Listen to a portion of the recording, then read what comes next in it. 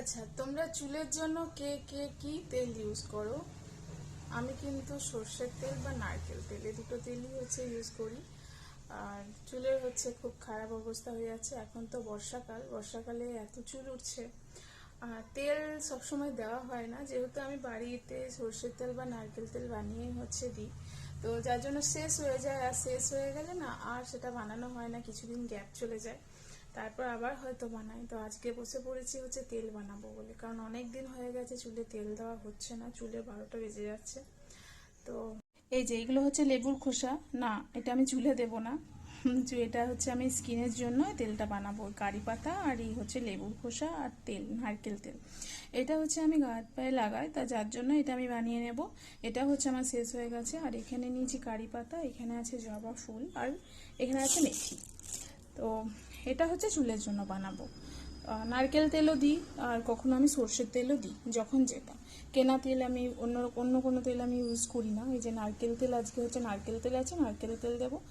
আর কখনো সর্ষের তেলও দিই, সর্ষের তেলটাও ভালো। তো ওগুলোই দিই। আমি যেহেতু তেল রাখি না মাথাতে, রাত্রিবেলা দিই বা বিকাল দিকে দিই, পরের দিন আবার শ্যাম্পু দিয়ে দিই। তেল কিন্তু দিতেই হবে, তেল দেওয়াটা খুবই মাস্ট। তো তোমরা কে কে কি তেল ইউজ করো জানিও। তো বানিয়ে নিই তেল। এই যে নিয়ে নিয়েছি আমি একটা জামবাটি।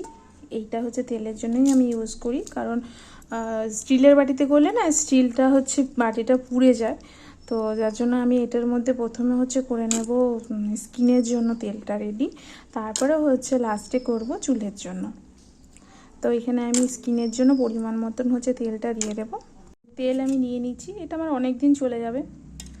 আর এর মধ্যেই দিয়ে দেবো কারি পাতাগুলো। একটু দূরে সরে থাকতে হবে, কারণ কারি পাতা তেলে দিলে প্রচুর ফোটে। আর এর মধ্যে আমি সবগুলোই দিয়ে দেবো। দিয়ে দেওয়ার পর এটা আমি হালকা আঁচে বসিয়ে দেবো। ফুটে যাওয়ার পর দেন বের করে নেব।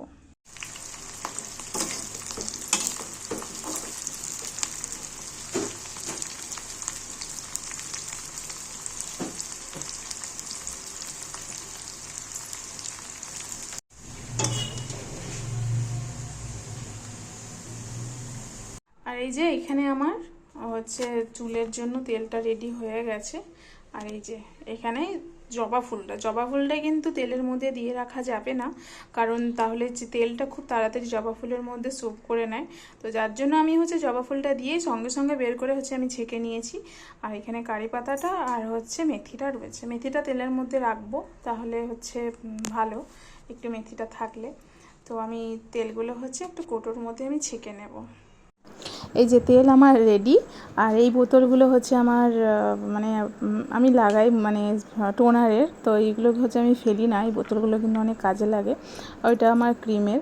তো ফেসের জন্য বডিতে যে আমি লাগাবো যে তেলটা, সেটা আমি ওই স্প্রে বোতলটাতে রাখবো।